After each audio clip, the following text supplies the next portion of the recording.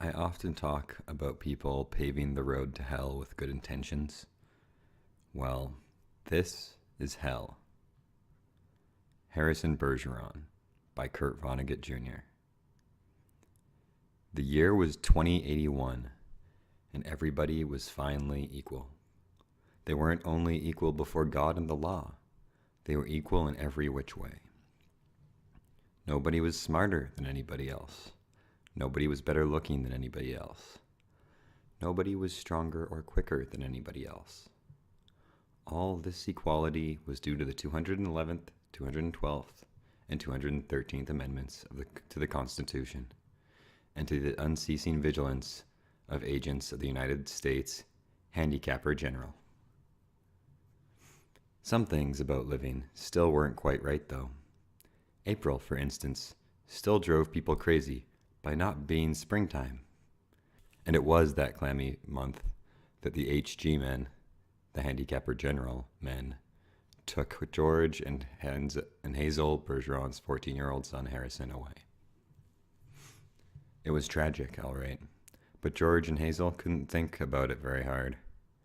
Hazel had a perfectly average intelligence, which meant she couldn't think about anything except in short bursts. And George, while his intelligence was way above normal, had a little mental handicap radio in his ear. He was required by law to wear it at all times. It was tuned to a government transmitter. Every 20 seconds or so, the transmitter would send out some sharp noise to keep people like George from taking unfair advantage of their brains. George and Hazel were watching television. There were tears in Hazel's cheeks, but she'd forgotten for a moment what they were about. On the television screen were ballerinas. A buzzer sounded in George's head. His thoughts fled in panic, like bandits from a burglar alarm. "That was a pretty dance. That dance they just did," said Hazel. "Huh?" said George. "That dance. It was nice," said Hazel. "Yup," said George. He tried to think a little about the ballerinas. They weren't very good, no better than anybody else would have been anyway.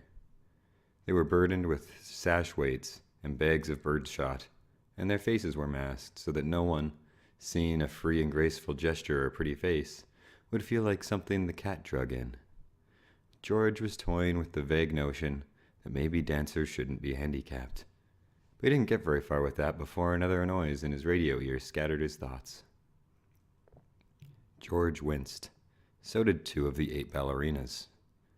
Hazel saw him wince. Having no mental handicap herself, she had to ask George what the latest sound had been. "Sounded like somebody hitting a milk bottle with a ball-peen hammer," said George. "I think it would be real interesting, hearing all the different sounds," said Hazel, a little envious. "All the things they think up." Said George. "Only, if I was handicapped or general, you know what I would do?" said Hazel. Hazel, as a matter of fact, bore a strong resemblance to the handicapper general, a woman named Diana Moon Glampers. "If I was Diana Moon Glampers," said Hazel, "I'd have chimes on Sunday, just chimes, kind of in honor of religion." "I could think if it was just chimes," said George. "Well, maybe make 'em real loud," said Hazel. "I think I'd make a good handicapper general." "As good as anybody else," said George. "Who knows better than I do what is normal?" said Hazel. Jesus. "Right," said George. He began to think glimmeringly about his abnormal son who was now in jail, about Harrison, but a 21-gun salute to his head stopped that. "Boy," said Hazel, "that was a doozy, wasn't it?" It was a doozy. It was such a doozy that George was white and trembling, and tears stood on the rims of his eyes. 2 of the 8 ballerinas had collapsed to the studio floor and were holding their temples. "All of a sudden you look so tired," said Hazel. "Why don't you stretch out on the sofa, so you can rest your handicap bag on the pillows, honey bunch?" She was referring to the 47 pounds of birdshot in a canvas bag, which was padlocked around George's neck. "Go on and rest the bag for a little while," she said. "I don't care if you're not equal to me for a while." George weighed the bag with his hands. I don't mind it. I don't mind it anymore. I don't notice it anymore. It's just part of me. You've been so tired lately. Kind of worn out, said Hazel. If there was some way, if there's just some way we can make a little hole in the bottom of the bag and just take a few of them lead balls out. Just a few. 2 years in prison and $2,000 fine for every ball I took out, said George. I don't call that a bargain. If you could just take out a few when you came home from work, Hazel said. I mean, you don't compete with anybody around here. You just sit around. If I tried to get away with it, said George, then other people would get away with it, and pretty soon we'd be right back to the Dark Ages again, with everybody competing against everybody else. You wouldn't like that, would you? I'd hate it, said Hazel. There you go, said George. The minute people start cheating on laws, what do you think happens to society? If Hazel hadn't been able to come up with an answer to his question, George couldn't have supplied one. A siren was going off in his head. I reckon it'd fall apart. What would? Said George blankly. Society, said Hazel uncertainly. Wasn't that what you just said? Who knows, said George. The television program was suddenly interrupted for a news bulletin. It wasn't clear at first as to what the bulletin was about, since the announcer, like all announcers, had a serious speech impediment. For about half a minute, and in a state of high excitement, the announcer tried to say, ladies and gentlemen. He finally gave up, handed the bulletin to a ballerina to read. That's all right, Hazel said of the announcer. He tried. That's the big thing. He tried to do the best that he could with what God gave him. He should get a nice raise for trying so hard. Ladies and gentlemen, said the ballerina, reading the bulletin. She must have been extraordinarily beautiful, because the mask she wore was hideous.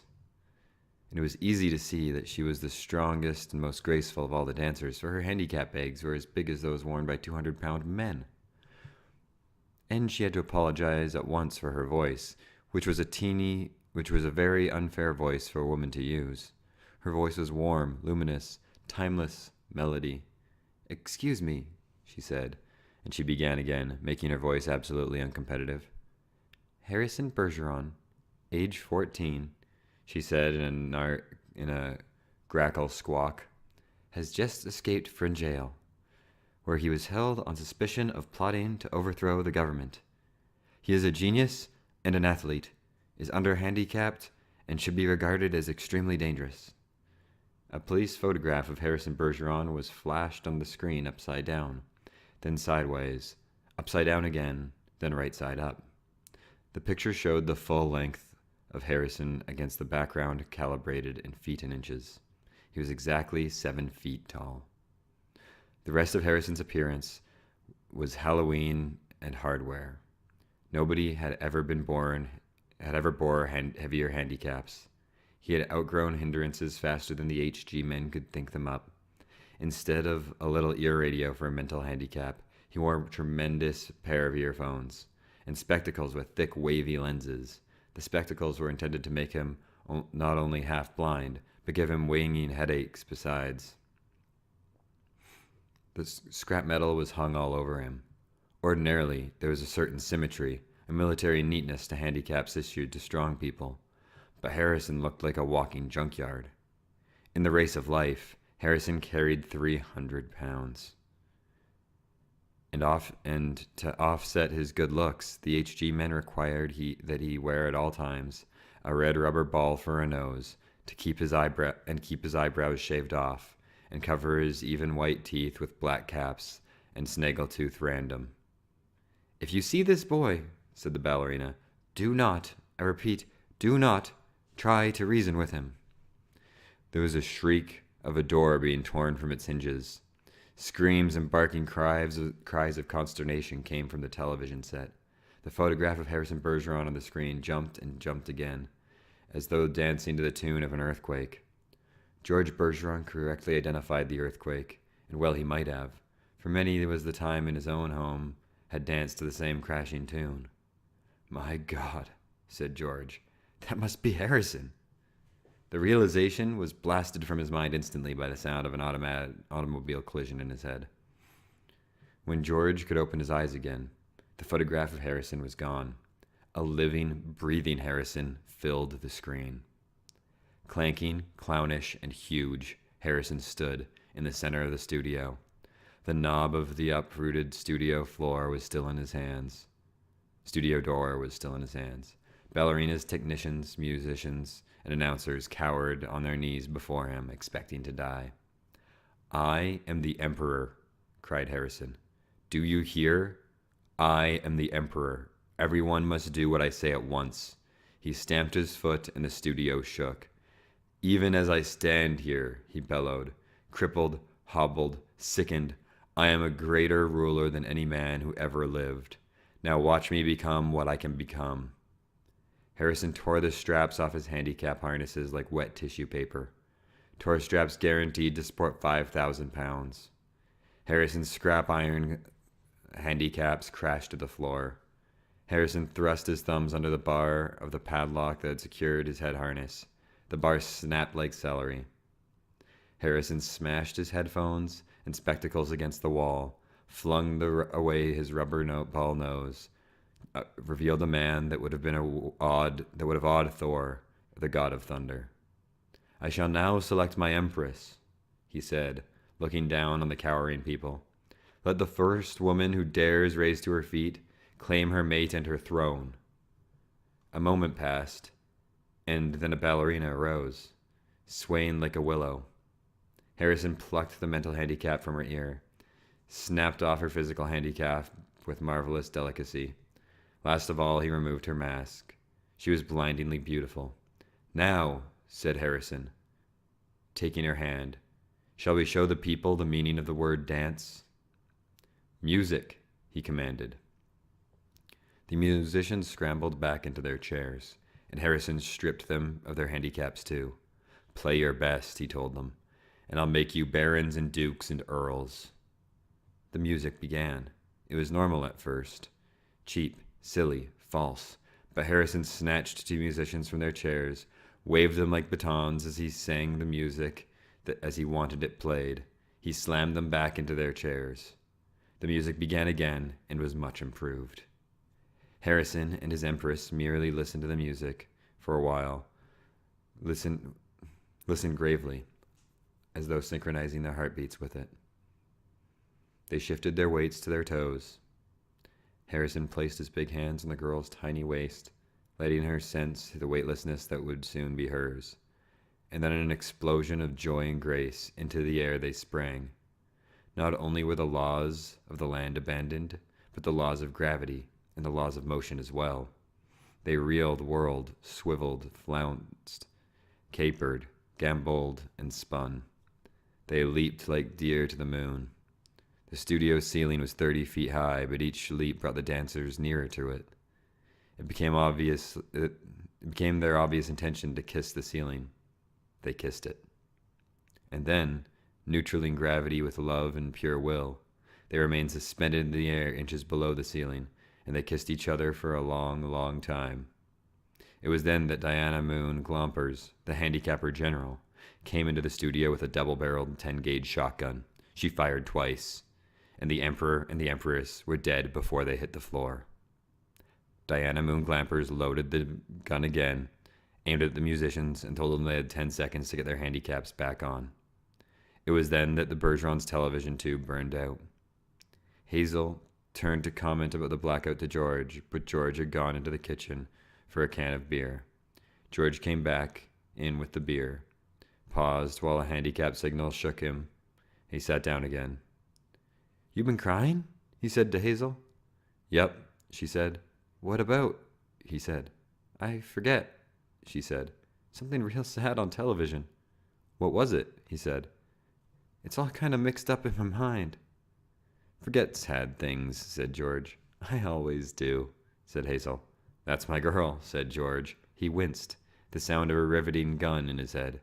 "Gee, I could tell that one was a doozy." "You can say that again," said George. "Gee," said Hazel, "I could tell that one was a doozy."